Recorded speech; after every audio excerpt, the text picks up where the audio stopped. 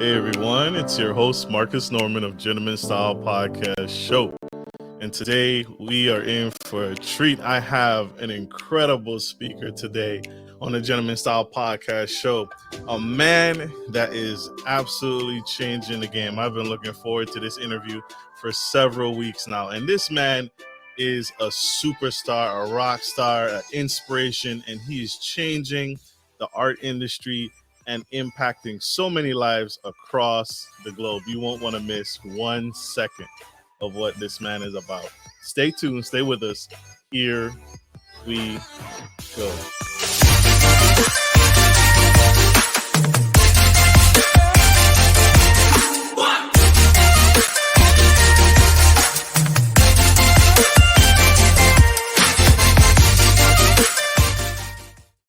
Hey everyone, I'm your favorite gentleman, Marcus Norman of Gentleman Style Podcast Show. And today I have multi-business mogul, restaurateur, philanthropist, executive producer. The list goes on, and he is deserving of all of it. Mr. Dolapo Erinkitola. This man is a powerhouse in Atlanta's business and philanthropic scene and communities. And he has a proven track record in supporting local art initiatives. And this man is a force to be reckoned with. Born and raised in Chicago, representing, holding it down. This man is one of 9 siblings, which would grow up and learn and cultivate his mind into numerous experiences and life transitions. This man is multi-degreed, multifaceted, and multi-business. You won't want to miss what he has in store for us today. So help me welcome to the stage the incredible Mr. Dolapo.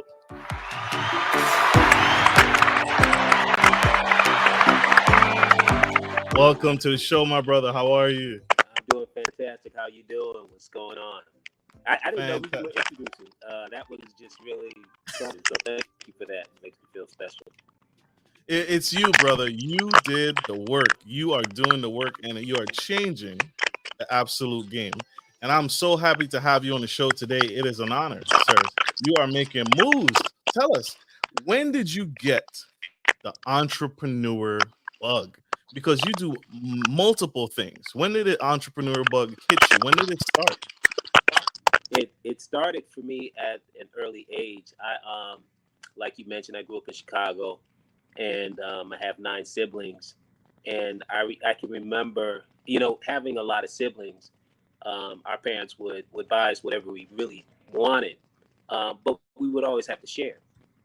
And I remember having a friend, and I went over his house, and he had like every game you could think of, and we sat there and played for hours. And I just said, "Hey man, how did you get?"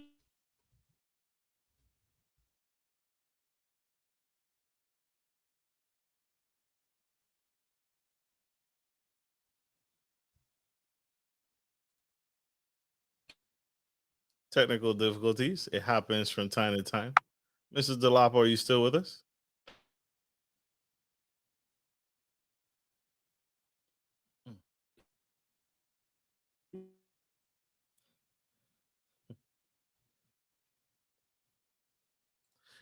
That's the beauty of these shows, and the beauty of live interviews. They take time, and sometimes we have glitches from time to time.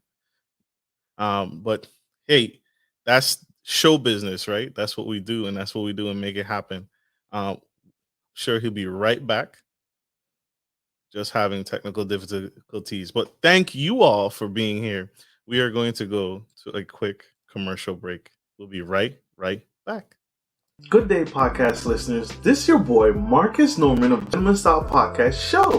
I wanted to let you guys know that we will be rolling out a new feature and adding a join sponsor button next to the subscriber button here at the bottom of your screen. Once you click the button, it will display 3 membership levels. Gentleman Gentry, which is our entry level. Duke Duchess, which is our season level. And the Emperor and Empress, which is our most sophisticated level, which you will receive unique perks and benefits at each differing level and gain access to our community tab. We will also be sharing polls, upcoming events and interviews, as well as receive feedback from our sponsors directly. Your support helps me find new and exciting, you guessed it, money. So thank you for tuning in to my channel. And if becoming a sponsor sounds good to you, then select the join button below and choose your desired sponsor level. Let's continue to grow and serve the future of generations of men and women to come. Love you guys. Bye. Hey everyone, we are back on the Gentleman Style Podcast Show, and we have the incredible Mr. Dolapo. We've had some technical difficulties, but he's back on the show with us today. So sorry about that, sir. I apologize. Welcome back. So I'm glad to be on the show. Yes, sir. Wanted to ask you, when did you were saying when the entrepreneur bug hit you? When did that first start for you? Yeah. So I went over a friend's house and they had all these toys, and I was asking him, "Hey, how do you have all these toys?" And he said, and I must have been around maybe 9 at the time, and he said, "I have a paper route."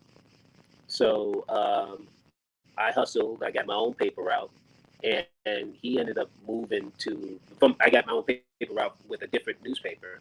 Then he ended up moving away. He gave me his paper route. I had like 4 paper routes in the area, and I couldn't deliver them all before school. So I hired individuals to run the paper route, and it got to a point where I didn't even have to leave the house. I was having people deliver the papers, and that's really when I started to put the pieces together that if you scale, if you have people helping you, then you can be successful. And that was, like I said, around 9. 9 years old. That's huge, right? That's a huge. I don't think it hit me that young, but that's huge, and that's incredible that you were able to recognize a skill, a talent that you had for business early on. That early on, that's huge. How is your upbringing and your experiences growing up in Chicago? Because you grew up to Nigerian immigrant parents, and that's not saying that poor or rich or any of that. But how did you overcome the obstacles of living in Chicago and being an entrepreneur and finding who you are in all of this? Well, to answer the first part of the question, growing up with immigrant parents coming straight from Nigeria, they wanted us to really assimilate into the culture. So they did, they went the extra mile to make sure that we were blending in, so to speak. Um, Leaving the house, we had sort of kind of like an accent, but quickly it kind of, disappeared. And, we were well read, and our parents challenged us from an educational standpoint. But they really taught us about, family, leadership, and education. And they stressed those 3 things throughout our childhood. So growing up in Chicago, that was, what we kind of lived by. There was a lot of us, so we tried to protect each other, and we challenged each other from, like I said, playing board games. We played a lot of board games, so there was always healthy competition. There was always, the showing of the report cards, the grades, and how you fare against your siblings, and all of that, allowed for healthy competition. And at times it can get negative, right? So you can have sibling rivalry and people trying to outdo one another, but our parents made sure that it really wasn't about the siblings. It's just doing your best, and you would want to do your best so that you can show the people that you love that, hey, I'm a player too. So we learned that growing up, and it's interesting. I started my first corporation in Chicago with my friends in high school, and they're still my friends to this day. In fact, Dr. G from Married to Medicine he's still one of my closest friends. We went to the same high school. We started our business together called Elite Business Enterprises. So at that point, that was my first jump into business. from a corporate level, and it just kind of grew from there. Makes sense. That makes perfect sense. How has your experiences, your life experiences, family, having your siblings, that competitive nature, how has that transferred into businesses for you today? Because you run multiple businesses, and you're a producer, philanthropist. You've done it all, right? What has been the secret to your success? I think at least for me, what works for me is having a servant attitude. You could be the owner of a restaurant, but are you bussing the tables? Are you cleaning the bathroom? Are you doing some of the things that, as a boss, you would say, I don't have to do that. I'm a boss. But, you know, if you are able to show your employees and show your partners and, everyone that, no, it's all about the business. Everyone, this is a round table. Everyone has a voice. And, as long as, the business comes first, then you identify at least the start of a blueprint for success. There's going to be ups and downs and challenges and things like that. But for me, having that servant attitude has served me well. And then also being a student of whatever industry, whether it's restaurants, like you mentioned, real estate. Um, I said, okay, yes, I'm investing a lot in real estate, but then it makes sense for me to go to school, to get a real estate license, become a broker. Those things are really important because now you understand some of the things that you're paying experts to do. And not to say that you can't have those experts around you, but to understand their language and to have a stronger conversation is always important. So putting yourself in that seat and being a student of that game is always important. Absolutely. Absolutely. Mr. Dolapo, yo.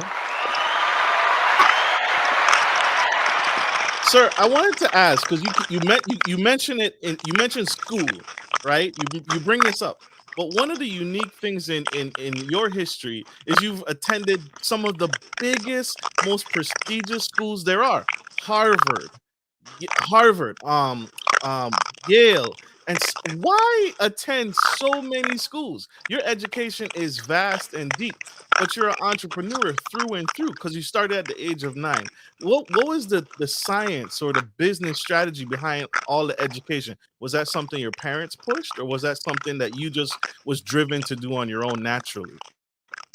And I do want to correct, no Yale in the school Oh, history, but Morehouse definitely, Kennesaw State definitely, Walden definitely.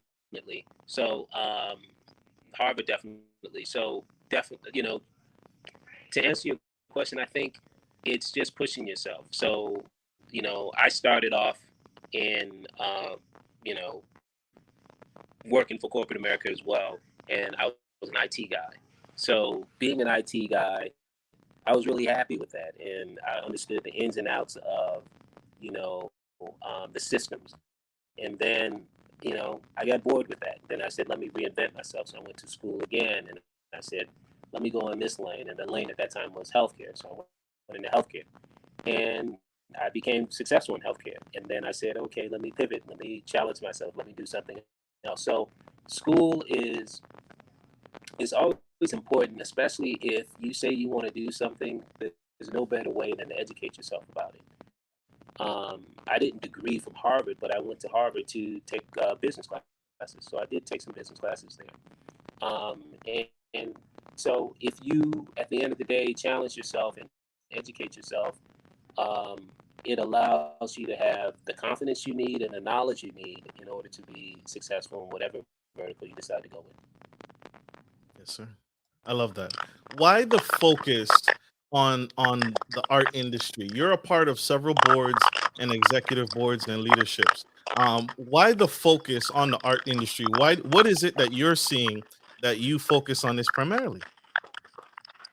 Well, I think that, you know, as a community, as a black community, we influence a lot of the culture, and the culture is a synonym for art.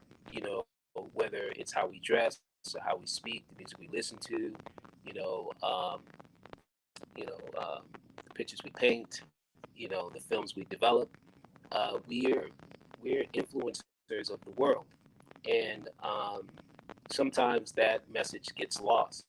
So I think you need champions to remind the consumers that, hey, listen, yeah, that's kind of cool, but guess what? The original came from over here, or this is where that beat came from, or this is a true story. This is a real life story about us and what we've been through, our experiences, and we can tell it from our lens, right? Not from a lot of movies, and it's changing now. But when I was growing up, you saw a lot of black movies told from a white lens, only because they were controlling, the vehicle. Now you have a lot of movie producers, and we're able to tell our own stories from our own perspective. Um, but here's what's interesting: there's always opportunities to show, let's say, other groups, other ethnic groups, um, that we see your story this way. So we can tell, let's say, a story about um, Hispanics from a black perspective that they may have never thought of, and they could do the same for let's say the Jewish community. So once we get out of our own way and allow each group to have their lens and support their arts, you're going to see that the world is better for it, because you're going to have the same story told from so many different angles. And they say there's nothing new under the sun. I challenge that. There is something new. It's just how stories are told, and that never gets old. Did I mention a heart of gold, y'all? A true heart of gold. Mrs. Delapo, one thing that has stuck out to me is like I said earlier, you've done so many things and transitioned into so many different businesses and elevated yourself every step of the way. When did you make the transition to film, and why be you've released numerous incredible films, blockbusters even, and gotten awards and nominations. Why film, and when did you transition? What stuck out for that? It's interesting. So I I back in Chicago, I did catch the acting bug, and I did some stages and was pretty successful at it. And I thought at one point in time I wasn't going to go to college. I was going to be an actor. But my parents had, they had other plans for me. So they, pushed the importance of just going to school, and that whole, part of my life, was definitely not thought of. So I put it on the shelf.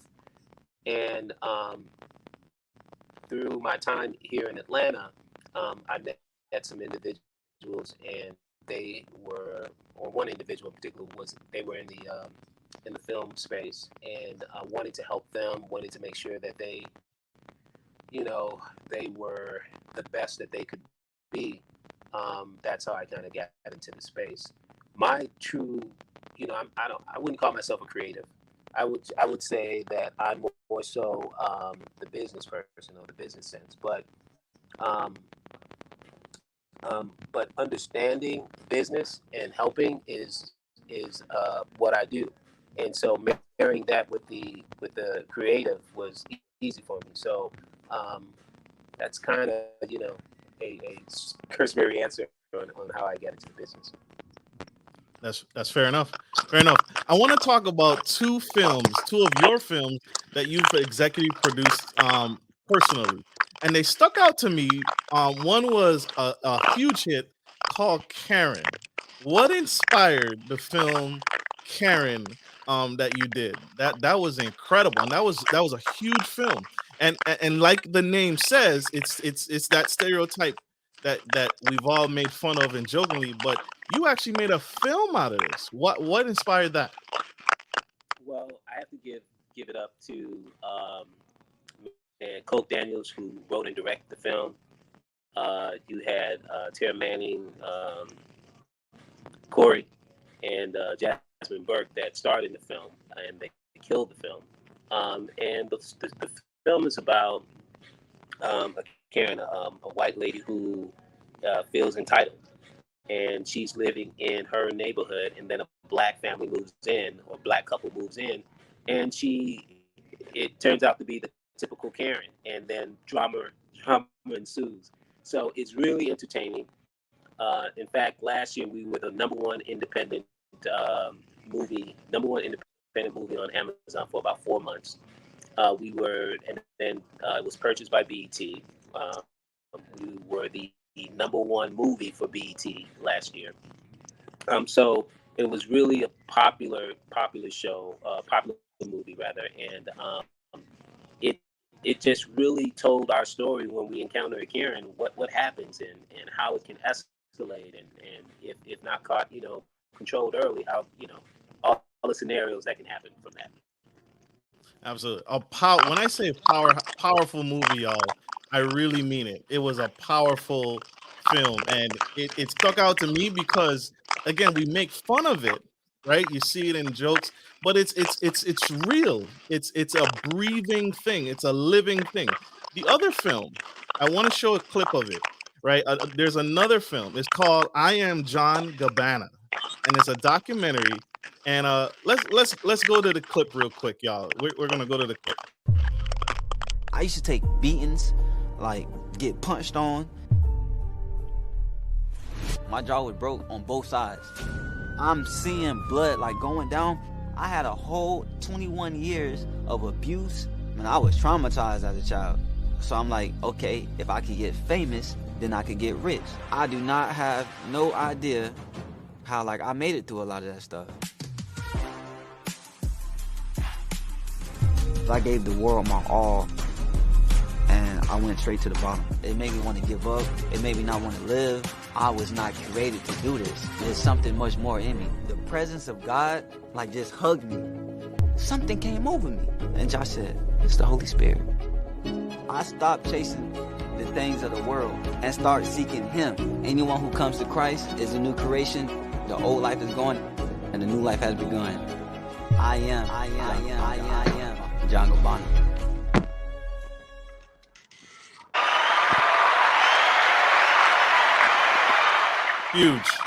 Huge.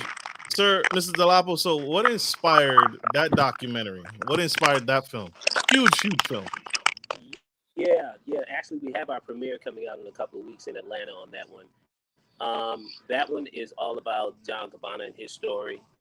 And he was the infamous Boot Gang that was, an internet sensation by just doing crazy pranks. And he had, I can't remember if it was 6 or 10 million followers. And he was just really an influencer. And as you can see in the clip, he found God. And he is not, backtracking on what he did, but he's letting people know that there's another way.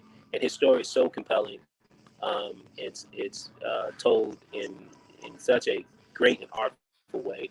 I had a strong team with me, my partner Jennifer Pasima, who collabed with me on this one, and Uncle Reese, who is John Gabbana's partner. They all collabed on this one, and I think I know that we created some magic with this one. So if just get ready. If you're not in Atlanta to see the premiere, make sure you get a chance to watch it because it's coming out soon. We are hopeful to release it this year.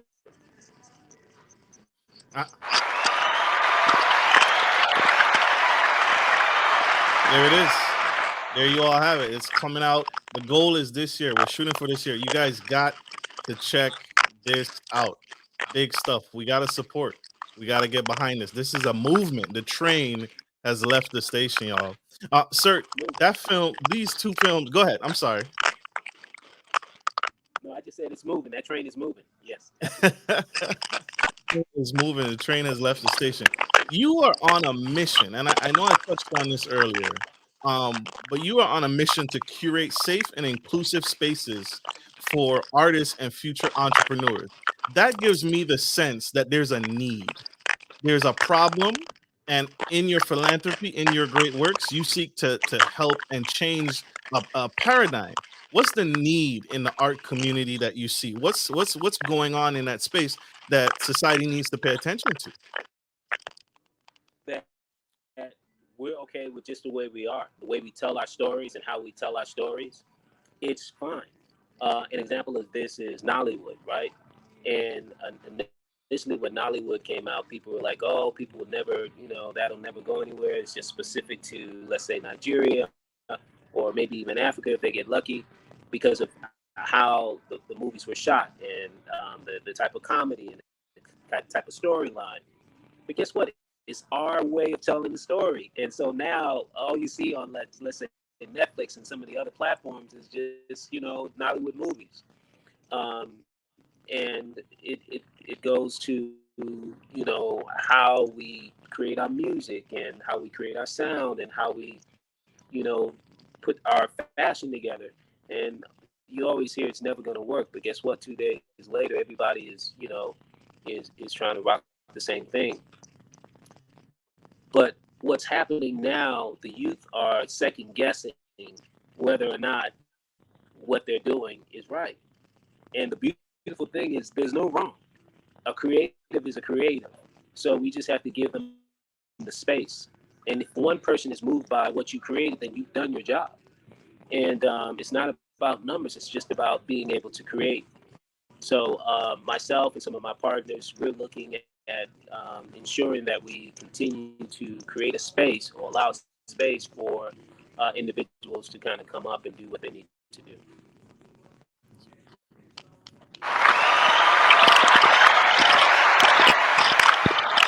So what's next for you? What do you have in store for us? What's coming down the pipeline?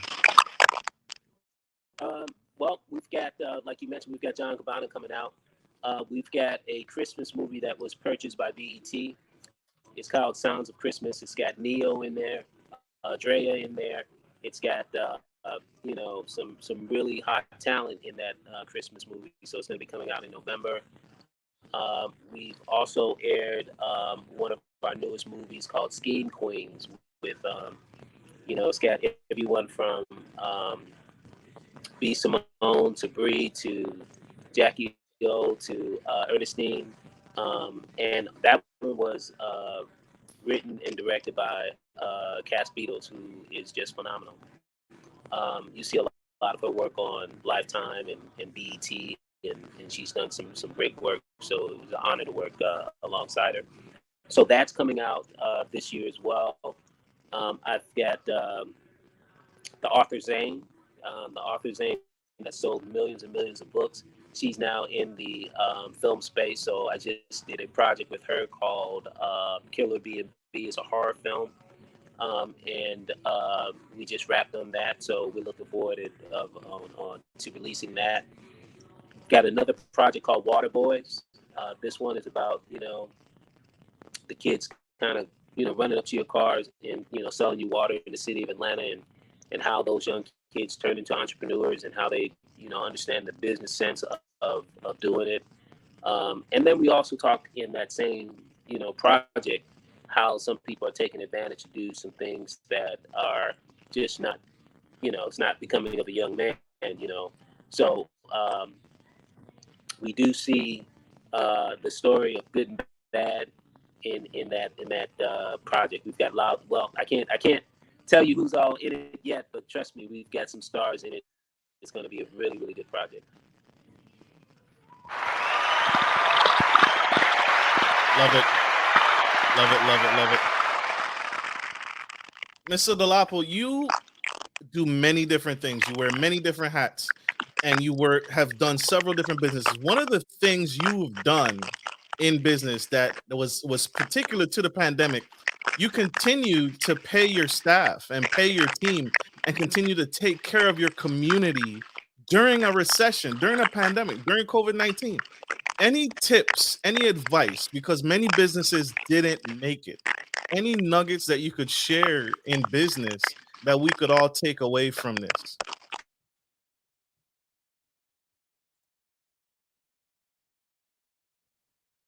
Sorry, we've lost the sound.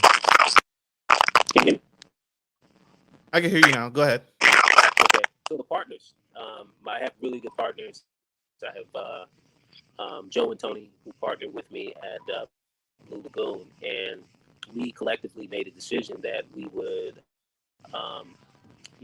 continue to pay our employees during the pandemic before PPE.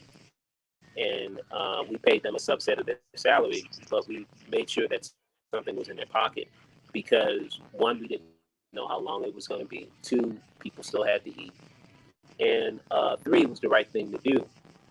On top of that, with the organization of the 100 Black Men, we also fed families in the community. So we reached out to our customers and made sure that our customers, not only in our restaurant radius, but in the radius of where we're mentoring kids, our young men with North Atlanta. We started, weekly putting together food bags for those families and they really, really appreciated that. And honestly, it goes back to having a servant attitude. And any business owner, I would just advise them to always have a little reserve for the unexpected, right? We didn't know a pandemic was coming, but we at least saved enough to make sure we took care of the people that we cared for. And having that reserve is always important. Yes, sir. Yes, sir. Mr. Dolapo, sir, you have done an incredible works and you are on a mission, sir. And I thank you. I thank you for what you do. What is the biggest thing? How do you balance everything? How do you balance everything that you do? How do you manage your time, your businesses, time for yourself, your health, staying on top of all of this without losing focus or getting distracted? It's a hard thing to do. But I always remind myself that, there's certain individuals that we look up to in history, certain individuals that we look up to today, and we say to ourselves, they have the same 24 hours that we have. So if they can do all of these things, then why can't we? I look at, just take for an example, just randomly, Steve Harvey, he's doing all of these shows. He has 24 hours just like I do. So there's no excuse for me. If there's something that I want to do, I should just do it. And if you trust in the universe, you trust in the Lord, and you trust in yourself, you'll have the time. It might be a sacrifice. You might have to, you might have to work hard for it. But if you work hard for it, you're going to appreciate it. So there's nothing that, there's nothing that you can't do if you decide to do it.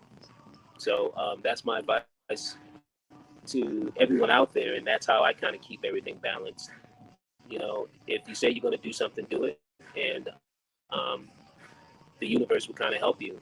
One of my favorite books in the whole world is called The Alchemist, and there's a line in The Alchemist that reads, once you go on your journey, the universe and I'm just paraphrasing, the universe conspires to allow you to succeed.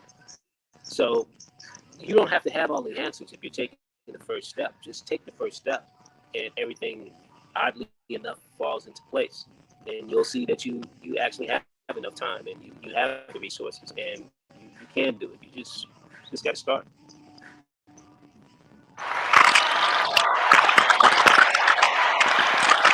Huge. Facts. Mic drop. Mr. Dolapo, I want to say thank you for being on the Gentleman Style Podcast show today. It is an honor to have you, brother. You have shared so many nuggets today, and it is a blessing on what you're doing, man. Don't stop what you're doing. Don't ever give up, because we need what you're doing. You're changing lives. You're changing minds. And I appreciate you. Keep it going. I'm a fan of the podcast, and I'm going to tell everyone that are here that they need to sign up, because what you're doing and how you're allowing some of those individuals to come on the show and share those nuggets, that's important. I mean, my reach is only so far, so allow me on your show. It's big, so I appreciate that as well. Thank you so much for being here. Well, guys, we gotta let Mr. Dolapo go. This man has companies to run. He has many more businesses to take care of, and he has to take things to the next level and continue to serve his community in the Atlanta and the world. So I hope this message was powerful. I hope this helps inspire, encourage, and help you on your journey in business or whatever it is you have in life that you're in store for. I want to say thank you all for tuning in today. I hope this message helps you because it definitely helped me. And so connect. Mrs. Dolapo, how can we find you? How can we grow with you? How can we learn more?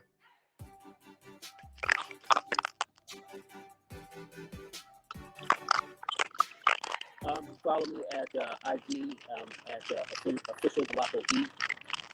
And Blue Lagoon is Blue Lagoon Atlanta. Also Havana Lounge, which is in Sandy Springs, a really nice restaurant. It's got a cigar vibe to it. The Havana Lounge. And the 100 Black Men, we're always looking for good mentors and mentees. We're at northmetroatlanta.org. No, excuse me, northmetro100.org. And so those are just some of the ways to kind of stay contacted with me. Absolutely. Connect, y'all. Connect, check him out. Again, this man is on a mission, and you can be on a mission too. I gotta end the show here like we always end every show. Take care of your friends, take care of your family, and always take care of business. This is Marcus Norman, your favorite gentleman, and Mr. Dolapo Erinkitola signing off. Love you guys. Bye.